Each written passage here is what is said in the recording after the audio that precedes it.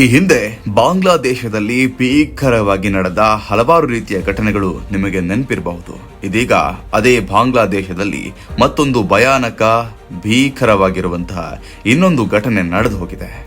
ಇದು ಬಾಂಗ್ಲಾದೇಶದ ಭಯಾನಕ ಕತೆ.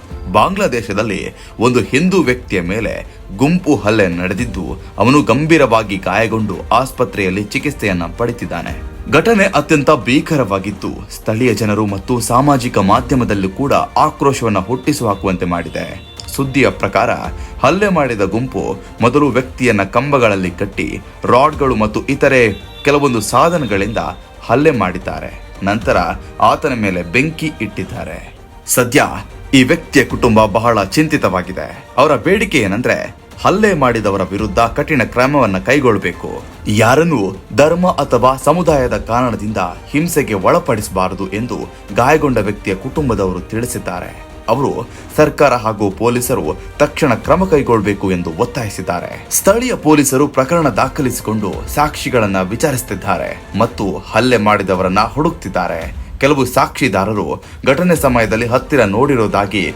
ಪ್ರತ್ಯಕ್ಷ ಸಾಕ್ಷಿಗಳಂತೆ ತಮ್ಮ ವಿವರವನ್ನ ನೀಡುತ್ತಿದ್ದಾರೆ. ಸಾಮಾಜಿಕ ಸಂಘಟನೆಗಳು, ಹಕ್ಕು ಸಂಸ್ಥೆಗಳು ಮತ್ತು ಸ್ಥಳೀಯ ನಾಗರಿಕರು ಕೂಡ ಈ ಘಟನೆಯ ವಿರುದ್ಧ ಆಕ್ರೋಶವನ್ನು ವ್ಯಕ್ತಪಡಿಸುತ್ತಿದ್ದಾರೆ. ಕೆಲವರು ಶಾಂತಿಯುತ ಪ್ರತಿಭಟನೆ ನಡೆಸಿ ಗಾಯಗೊಂಡ ವ್ಯಕ್ತಿಯ ಸುರಕ್ಷತೆ ಖಚಿತಪಡಿಸಬೇಕು ಮತ್ತು ಹಲ್ಲೆ ಮಾಡಿದವರಿಗೆ ಕಾನೂನು ಕ್ರಮ ಕೈಗೊಳ್ಳುವಂತೆ ಒತ್ತಾಯಿಸಿದ್ದಾರೆ. ಗಾಯಗೊಂಡ ವ್ಯಕ್ತಿಗೆ ತುರ್ತು ಚಿಕಿತ್ಸೆಯನ್ನ ಆಸ್ಪತ್ರೆಯಲ್ಲಿ ನೀಡಲಾಗ್ತಿದೆ. ವೈದ್ಯರು ಅವನ ಸ್ಥಿತಿಯನ್ನ ನಿರಂತರವಾಗಿ ಪರಿಶೀಲನೆ ಮಾಡ್ತಿದ್ದಾರೆ. ಕುಟುಂಬ ಮತ್ತು ಸಮುದಾಯದವರು ಅವನು ಶೀಘ್ರವಾಗಿ ಗುಣಮುಖರಾಗಬೇಕು ಎಂದು ಪ್ರಾರ್ಥನೆಯನ್ನ ಸಲ್ಲಿಸುತ್ತಿದ್ದಾರೆ.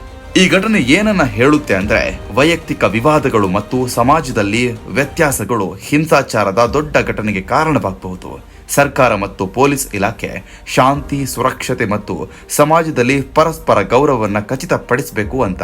ಸ್ಥಳೀಯ ಜನರು ಕೂಡ ಭದ್ರತೆಗಾಗಿ ಎಚ್ಚರಿಕೆ ವಹಿಸುತ್ತಿದ್ದಾರೆ. ಶಾಲೆ, ಮಾರುಕಟ್ಟೆ ಮತ್ತು ಸಾರ್ವಜನಿಕ ಸ್ಥಳಗಳಲ್ಲಿ ಭದ್ರತಾ ವ್ಯವಸ್ಥೆ ಸುಧಾರಣೆ ಮಾಡಲಾಗ್ತಿದೆ.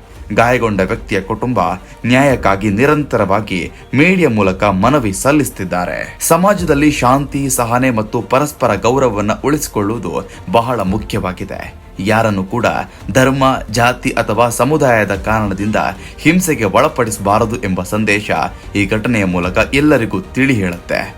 ಈ ಘಟನೆ ಬಾಂಗ್ಲಾದೇಶದಲ್ಲಿ ಅಲ್ಪಸಂಖ್ಯಾತರ ಭದ್ರತೆ ಮತ್ತು ಸಮಾಜದಲ್ಲಿ ಶಾಂತಿಯ ಮಹತ್ವವನ್ನು ಸ್ಪಷ್ಟವಾಗಿ ತೋರಿಸುತ್ತೆ. ಸರ್ಕಾರ, ಪೊಲೀಸ್ ಅಧಿಕಾರಿಗಳು, ಸ್ಥಳೀಯ ಸಮುದಾಯಗಳು ಹಾಗೂ ನಾಗರಿಕರು ಒಟ್ಟಾಗಿ ಕಾರ್ಯನಿರ್ವಹಿಸುವ ಮೂಲಕ ಹೀಗೆ ಭೀಕರ ಘಟನೆಗಳು ಪುನಃ ಸಂಭವಿಸದಂತೆ ನೋಡ್ಕೊಳ್ಬೇಕು. ನೀವು ಇಷ್ಟು ದಿನ ನೋಡಿದ ಬಾಂಗ್ಲಾದೇಶದ ಕೆಲವೊಂದು ಘಟನೆಯ ಬಗ್ಗೆ ಅಭಿಪ್ರಾಯ ಏನು ಅನ್ನೋದನ್ನ ದಯವಿಟ್ಟು ಕಮೆಂಟ್ ಮೂಲಕ ತಿಳಿಸಿ.